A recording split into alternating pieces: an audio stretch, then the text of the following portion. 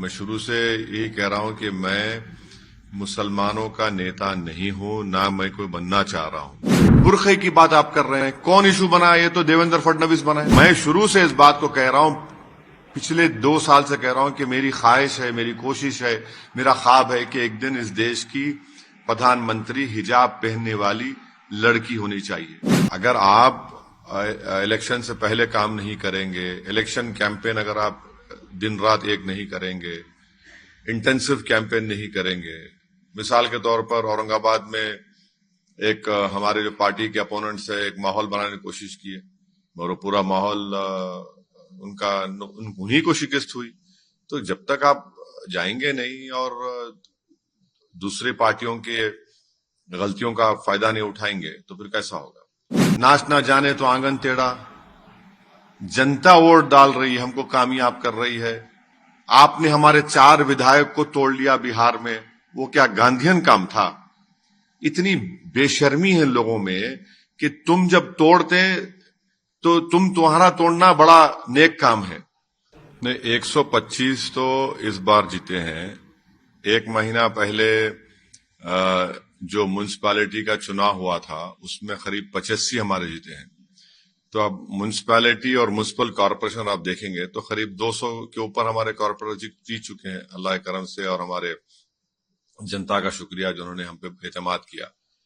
और तो राजनीति के ताल्लुक से जो आपका पर्टिकुलर सवाल है, देखिए, अगर आप आवाम का दिल जीतते हैं तो वही कामयाब आपकी राजनीति है, और अगर आप नहीं जीत पा रहे हैं तो फिर जाहिर है आप उस पार्टी में या जो भी नहीं जीत पाए तो उसमें कोई कमजोरी होगी।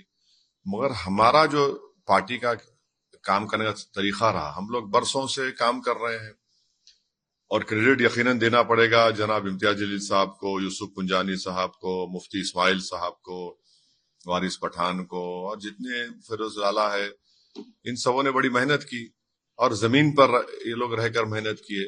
बहुत सी जगह पे हमको जहां पर हम समर थे कामयाबी नहीं मिली तो जाहिर है उसको भी हम सही करेंगे। अब मुबारक हो उनको, फिर उनको तुक्का नहीं लगा, फिर उनका हमारा लग गया, बकवास सही है। अगर आप इलेक्शन से पहले से मेहनत करते नहीं आएंगे और फिर अब इलेक्शन कैंपेन जो होता है 10-12 दिन का, उसमें अगर आप सही मेहनत नहीं करेंगे, आप तुक्का बोल रहे हैं तो मुबारक हो तुमको। अगर आप इलेक्शन को इस तरह से देख रहे हैं तो ये तो तौहीन है उन तमाम वोटर्स की जो निकल कर अपना सुकून छोड़कर, अपनी तकालीफ छोड़कर, अपनी नौकरी छोड़कर, तकलीफ उठाकर वोट डालते हैं। तो ये तो उनकी तौहीन कर रहे हैं। तो ये जो भी ये कह रहे हैं ये इनका अहंकार है, गुरूर है, और ऐसे लोग कभी नहीं सुधरते। इसकी वजह जो मैं पहले बताया आपको कि हमारी जो टीम है इम्तियाज जलील साहब के साथ, हम लोग पूरी मेहनत कर रहे हैं। मैं खुद जाते रहता हूं वहां पर, तो एक कलेक्टिवली हमारी मेहनत होती रही वहां पर, और हम लोग अवाम के दरमियान में रहे। हमारे पार्टी का जो मैसेजिंग है, पार्टी का जो प्रोग्राम है, और हमारा जो पार्लियामेंट में हो, असेंबली में हो, जनता में हो, हम लोग कंसिस्टेंटली एक बात करते हैं तो जाहिर है उसका अवाम के दिलों पर असर होता है। मैं शुरू से यही कह रहा हूं कि मैं मुसलमानों का नेता नहीं हूं, ना मैं कोई बनना चाह रहा हूं।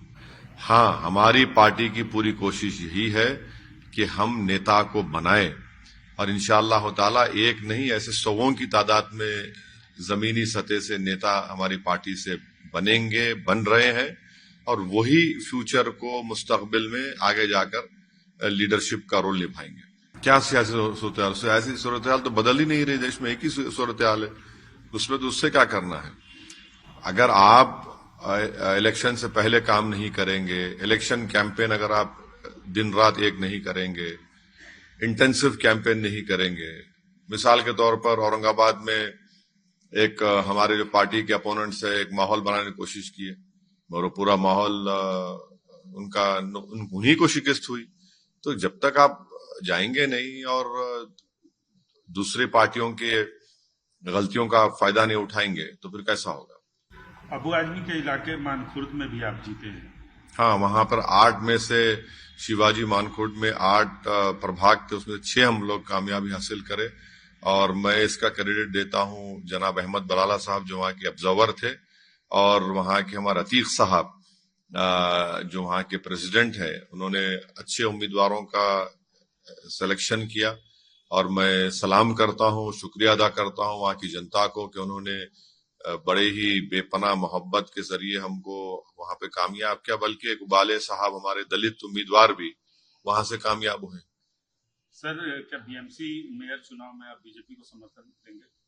देखिए प्रमोद साहब, ये हो ही नहीं सकता। समंदर के दो किनारे कभी एक नहीं हो सकते।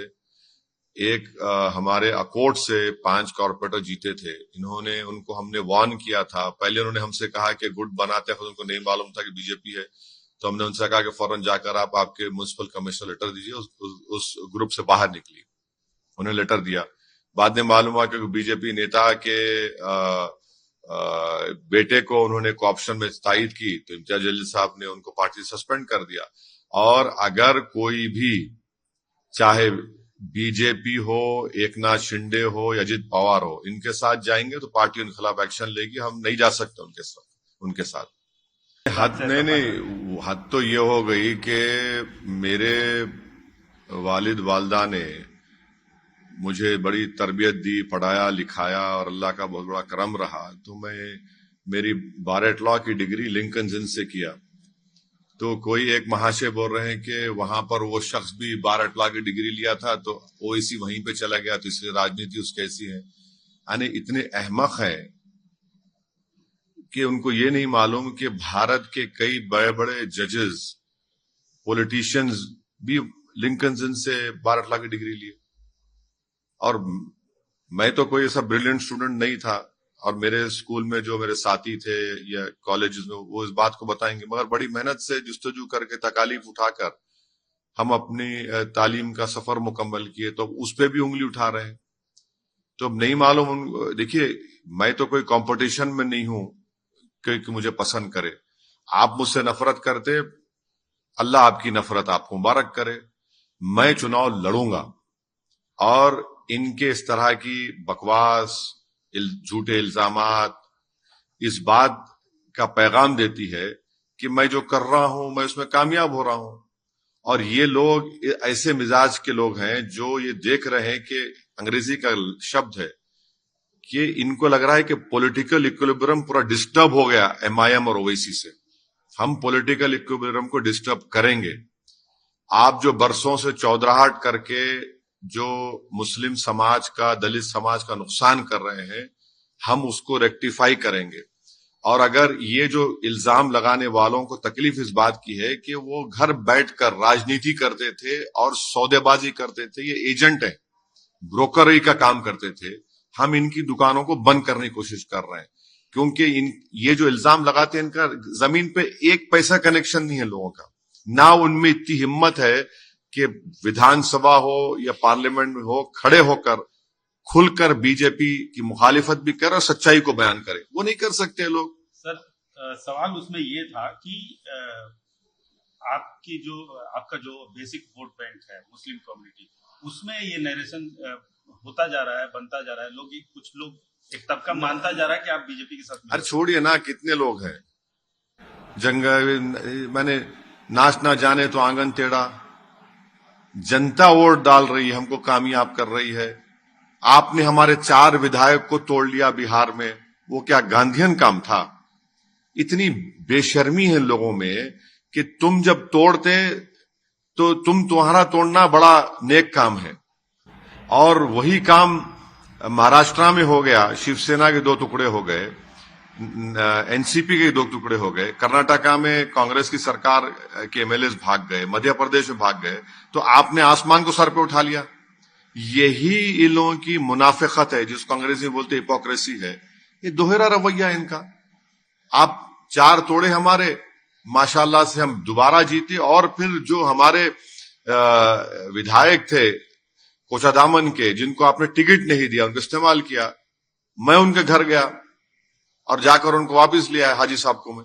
सर, इन चुनाव में कई ऐसी बातें उठी जिससे आप किनारा करते रहे हैं, या आपकी पार्टी को वो चीज तकलीफ भी दे चुकी है। 15 मिनट और बुर्का, क्या इन सब चीजों को? अरे प्रमोद साहब, आपकी बिरादरी चलाती है न्यूज। मैं हमें बोले क्या प्रमोद साहब चलाओ बोले कभी आपको कोई चीज? कभी आप में किसी को बोला कि कभी नहीं बोलूंगा मैं। हम अपने विधानसभा चुनाव में नीचे पुलिस ठहरी हुई थी और एक विधानसभा में उन्होंने घड़ी बताया, हमको ऐसा बताया कि सर 15 मिनट, मतलब वे बोल रहे हैं 15 मिनट, और उसी के दूसरे दिन हम क्या देख रहे हैं कि पूरे हमारे मीडिया के हजरात उसको इशू बना दिए। अब चुनाव जो हुए 15 तारीख को हुए, मैंने कहा देखो ये बोलते थे 15 को चुनाव हुए, अब इसमें मैं क्या करूं। बुरखे की बात आप कर रहे हैं, कौन इशू बनाया? ये तो देवेंद्र फडणवीस बनाए, उन्होंने कहना शुरू कर दिया, मैं तो बोला ही नहीं। हाँ, मैं शुरू से इस बात को कह रहा हूं, पिछले 2 साल से कह रहा हूं कि मेरी ख्वाहिश है, मेरी कोशिश है, मेरा ख्वाब है कि एक दिन इस देश की प्रधानमंत्री हिजाब पहनने वाली लड़की होनी चाहिए। अगर ये मैं बोल रहा हूं तो इसमें कौन सा गुनाह है? क्या हम ख्वाब नहीं देख सकते? क्या हम उस ख्वाब को पूरा करने की कोशिश नहीं कर सकते? क्या भारत का संविधान हमको इस बात से रोकता है? नहीं रोकता है। यही तो हम ये कह रहे हैं कि ख्वाब देखो, उन ख्वाबों को पूरा करने के लिए मुत्तहिद रहो, काम करो। तो इसमें अगर कोई तकलीफ, किसी के पेट में दर्द हो रही है, तो भाई आप तो पाकिस्तान की जबान में बात कर रहे हैं।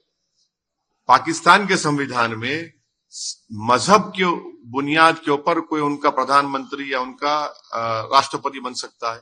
हमारा संविधान जिसको बाबा साहब अम्बेडकर ने, कोई बन सकता है अगर उसकी उम्र हो और वो मेंटल ना हो, अनसाउंड माइंड का ना हो, तो बिल्कुल है। क्या है इसमें बुरी बात? क्या है? आपको नहीं लगता कि आपके इस बयान के बाद कुछ हिंदुस्तान में इस्लाम के पैरोकार और ठेकेदार, या फिर कहें जिनकी आप भी कहीं ना कहीं इज्जत करते हैं, वो लोग बुरा माने होंगे? क्यों? क्या बुरा मानने क्या है? बुरा मानने क्या है भाई? अगर कोई हिजाब पहनने वाली लड़की बनेगी प्रधानमंत्री तो उसमें बुरी बात क्या है? आप इसमें बुरी बात क्या है? संविधान तो इजाजत देता है ना, बिल्कुल भी इजाजत दे सकता है। और अगर ऐसा अल्लाह करे कि मेरी जिंदगी में वो दिन देखो, नहीं, मेरी जिंदगी के बाद होगा, कभी ना कोई तो होगा इंशाल्लाह एक दिन। इन चुनाव में आपकी पार्टी पे एक मुहर है कि मुस्लिम पार्टी है, लेकिन इन चुनाव में कुछ हिंदू कम्युनिटी के लोग भी जीत के आए हैं। तो क्या अब ये लगता है कि ये समय आ गया है कि लोग एमआईएम को मुस्लिमों की पार्टी न समझ के? प्रमोद साहब, अगर कोई मजहब का चश्मा लगाकर एमआईएम पार्टी को देख रहा है तो बहुत बड़ी गलती कर रहे हैं। आपकी पार्टी के नाम में सर? नहीं, नाम देखिए, नहीं, नाम तो एक पार्टी का नाम जनसंघ भी था, एक पार्टी का नाम अभी शिवसेना है, एक पार्टी का नाम तेलुगु देशम है, एक पार्टी का नाम अकाली दल है, कई पार्टी के नाम है। हम जिस जगह पर बैठकर इंटरव्यू कर रहे हैं प्रमोद साहब, आपको 40 मिनट इंतजार करना पड़ा यहां पर। क्यों? क्योंकि बाहर आवाम आई हुई थी, जनता हमसे काम करा रही थी। आप देख सकते हैं वहां पर, अगर वहां पर 300 लोग खड़े हुए हैं तो कम से कम 100 से ज्यादा तो हमारे हिंदू भाई बहन खड़े हुए हैं। तो काम करना है, सबका काम कर रहे हैं। अच्छा, एक सवाल जो अक्सर आपसे पूछा जाता है और आप सही से जवाब नहीं देते, जो दीगर पार्टियों में, दूसरी पार्टियों में जो मुस्लिम लीडर है, उनसे आपको क्या तकलीफ है? कोई तकलीफ नहीं है मेरे को, बिल्कुल नहीं है तकलीफ। क्यों तकलीफ होगी? आपको नहीं, उनको क्या तकलीफ है? क्योंकि हमने बहुत सारे, अरे भाई देखिए, अगर मेरे पेट में दर्द होगा तो मैं दवा खाऊंगा ना, उनके पेट दर्द तो मैं दवा कहां दूंगा उनको? जिसके पेट में दर्द उसका अजमान, उनको मेरे से तकलीफ है, मैं क्या कर सकता हूं? मेरे पास उनका इलाज नहीं है। मैं तो उनको बड़े अदब के दायरे में कभी मिले तो उनको सलाम वालेकुम भी बोल देता हूं मैं, वो मुझे कभी बोले वालेकुम सलाम बोल भी देते हैं मुझे, और कभी मुझे उनसे कोई प्रॉब्लम है। मेरी पार्टी का काम मुझे करना है, मुझे उनसे क्या करना है? पार्टी का काम मुझसे कर रहे हैं। हाँ, चुनाव के दौरान में अगर आप तनकीद करेंगे, क्रिटिसाइज करेंगे तो हम जवाब देंगे। आप झूठ बोलेंगे तो हम सच्चाई को बयान करेंगे। अगर कोई समझ रहा है कि झूठ और लफाजी और मंतिक के जरिए कुछ बोलेगा तो हम भी बोल सकते, बहुत बोल सकते। सर, आपकी पार्टी कई राष्ट्रीय पार्टियों से ज्यादा दखल रखती है। अगर ये देखा जाए कि चुनाव के मामले में आप बहुत सारे स्टेट में चुनाव लड़ते हैं और जीत कर भी आते हैं, तो आपकी पार्टी राष्ट्रीय पार्टी की तरफ बढ़ी है और उसके लिए कोई रोड मैप है? अभी तो हम पार्टी को एक्सपैंड कर रहे हैं। पार्टी कई प्रदेशों में जाकर इलेक्शन लड़ रही है और भी लड़ने की हम कोशिश कर रहे हैं, और फिर इलेक्शन लड़े तो जीतने की कोशिश करेंगे। फिलहाल तो ये है ये कोशिश हमारी जारी है। अब आगे देखिए क्या होता है। आप एक सवाल से लगातार जवाब से बच रहे हैं, मैं फिर से आपसे ना वो बंगाल का पूछेंगे आप। बंगाल में अरे लड़ रहे हैं क्या? अरे आदिल हसन साहब से बात होगी, अख्तर उल ईमान साहब से बात होगी, बिहार अध्यक्ष से मिले हैं। तौसीफ आलम साहब जो सीनियर 4 मर्तबा का विधायक है, वो उनकी कॉन्स्टिट्यूंसी बंगाल से सटी हुई है। फिर हमारे मुर्शिद आलम साहब जो कि हार्ट के हैं, इन सब से हमारे और भी 2 विधायक हैं, उन सब से बात होगी। बात होके देखेंगे, डिसाइड करेंगे। चुनाव मन तो बना ही लिया होगा कि चुनाव लड़ना है कि नहीं लड़ना है। देखिए, चुनाव लड़ने में जितना मजा हमको आता है शायद किसी को भी नहीं आता होगा। ऐसा हमको तो ऐसा लगता है कि पत्ते क्यों नहीं खोल रहे? अरे सही वक्त पे सही फैसला लेंगे। अब इतना हर चीज को अगर हर पार्टी के फैसले को मीडिया के सवाल में जवाब दे देंगे तो पार्टी अच्छा, पड़ोस का ही बता दीजिए, तमिलनाडु का ही बता दीजिए। अरे पड़ोस का हो या दूर का हो या करीब का हो, सही वक्त पे बताएंगे आपको। नहीं, देखिए, अगर कोई उनके पास प्रूफ है, आप पेश कर दिए, उनका नाम निकलवा दीजिए ना। ये बीजेपी का प्लेबुक है।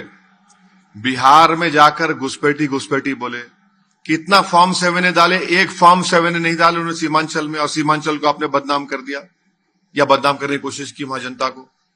अभी भी आप कहने आप लाइए, आप SIR होगा तेलंगाना में 7 फॉर्म 7 डालिए, कौन रोक रहा है आपको भाई? आप अच्छा, अगर यहां पर है यहां पर, मैं नहीं कह रहा हूं, उनका नाम अगर वोटर लिस्ट में है, आप निकलवाइए।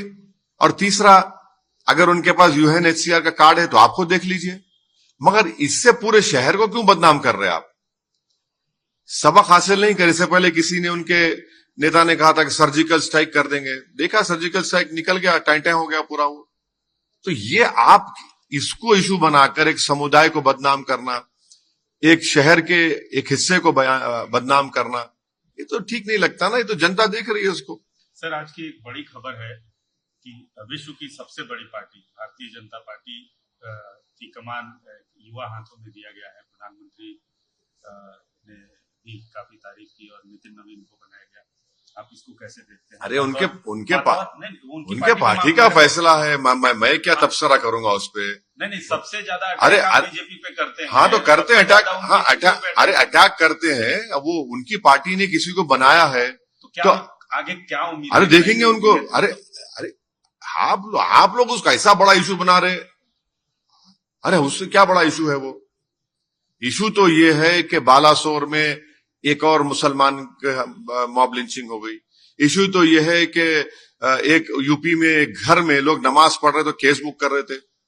माने अगर सिर्फ मुसलमान समाज ही नमाज पढ़ता है, दूसरा समाज कुछ भी कर ले, फिक्र नहीं है बीजेपी सरकार को। ये मुद्दा होना चाहिए। बेरोजगारी आज फिर आसमान पे है। आज फिर प्रधानमंत्री ने बोला है कि आगे हमें हर चुनौती का पूरे समर्थ से सामना करना है। आज देश के सामने सबसे बड़ी चुनौती घुसपैठियों की है। दुनिया के समर्थ में देश भी अपने देश में घुसपैठी है, उनकी जांच कर रहे हैं। 11 साल से बीजेपी की सरकार है। आप इंडिया बांग्लादेश बॉर्डर की फेंसिंग नहीं कर पा रहे हैं। हाँ, आप क्रिकेट बांग्लादेश की क्रिकेट टीम यहां पर आने से पीछे हट रही है। हमारे बांग्लादेश में इंस्टेबिलिटी हमारे लिए ठीक नहीं है। ट्रंप हमसे कह रहा है कि मोदी जी ने सर और प्लीज कहा। ट्रंप का नुमाइंदा कह रहा है कि मोदी जी फोन नहीं किए इसलिए ट्रेड एग्रीमेंट नहीं हो रहा है। हाँ, और चीन को हम बोल रहे हैं कि भारत में आकर इन्वेस्टमेंट करो। वो चीन जो ऑपरेशन सिंदूर के दौरान पाकिस्तान की पूरी मदद किया, हथियारों से, सैटेलाइट इमेजेस से, पूरे टेक्नोलॉजी दिया, ये इसके बारे में कौन जवाब देगा? दिल्ली में पोल्यूशन उरूज पर है। हाँ, इस पे आप बात ही नहीं करना चाह रहे। सर, एक लोकल इशू है। आज सुबह काफी सियासी पारा गर्म हो गया तेलंगाना में। कल एक एक्स मिनिस्टर है हरीश राव को नोटिस दिया फोन टैपिंग में। आज सुबह उन लोगों ने तमाम तरह के आरोप लगाए कांग्रेस सरकार पे। नोटिस दिया, जवाब दीजिए उसका वकील से, जवाब दीजिए वकील से। वो वेंडेटा पॉलिटिक्स की बात कर रहे हैं कि ये वेंडेटा पॉलिटिक्स। अब वो भाई नोटिस दिए, जवाब दीजिए ना। आप वकील से जवाब दे दीजिए उसको। आपके समझ नहीं, नोटिस नहीं, नोटिस क्या है वो, ये तो बोलिए। Phone tapping? नहीं, नोटिस क्या है, एक्यूज की है, एज एन एक्यूज बनाया उनको, या फिर उनको पूछताछ करना चाह रहे हैं? अगर वो अपने लॉयर से मशवरा कर लें, हाईकोर्ट चले जाइए, चलिए आप, उसमें क्या है, लीगल प्रोसेस का अगर वो किसी BNSS सेक्शन के तहत दे रहे हैं तो आप लीगल कार्रवाई करिए। आप अपना तो आप स्टेटमेंट दे चुके हैं ना। लेकिन बीआरएस की तरफ से कहा जा रहा है कि मौजूदा सरकार वेंडेटा पॉलिटिक्स के तहत ऐसी कार्यवाही कर रही है, उस पर आपका क्या कहना है? भाई नोटिस दिए हैं, नोटिस का जवाब दे दीजिए, आप खत्म हो गया।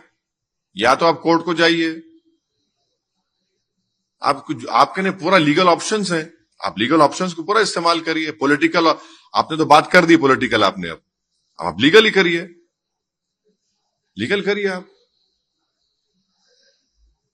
सर एक सवाल और है कि विश्व की सबसे बड़ी पार्टी में नेतृत्व यूथ को दिया जा रहा है, आपकी पार्टी में भी नेतृत्व यूथ में? हर जगह यूथ ही है भाई। देखिए, आप बीजेपी पार्टी की बात कर रहे हैं, भारत देश पूरे विश्व में एक ही देश है जिसका डेमोग्राफिक डिविडेंड जो इसको बोलते हैं, जिस देश की 60% आबादी 40 साल से कम उम्र नौजवानों पर मुश्तमिल है, उनको रोजगार नहीं है, उनके पास स्किल्स नहीं दे रही सरकार, उनको सही राह नहीं दिखा रही है, और ये डेमोग्राफिक डिविडेंड और 20 साल रहेगा। इनके लिए क्या कर रहे हैं मोदी सरकार, ये बोलिए। आप देख लीजिए, आपकी पार्टी के लिए आप जो है कर रहे हैं, मगर वो जो देश का नौजवान जो 40 साल से कम उम्र है, अरे भाई 18 साल से लेकर 30 साल के दरमियान में 50% की आबादी है इस देश में, 133 करोड़ का देश। उनके लिए क्या हो रहा है बताइए,